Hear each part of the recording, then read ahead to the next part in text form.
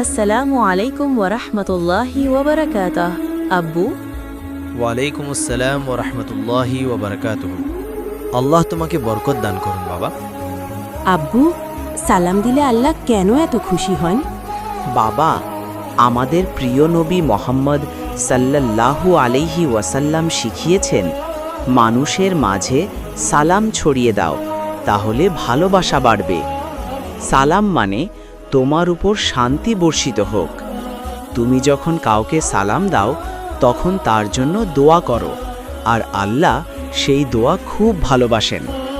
সালাম দিলে 10টি নেকিও পাওয়া যায়। তাহলে আব্বু, আমি আজ থেকেই সবার আগে সালাম দেব, নবীর সুন্নাহ পালন করব। আল্লাহ তোমাকে কবুল করুন বাবা। যে নবীর পথ অনুসরণ করে সে শান্তি পায়।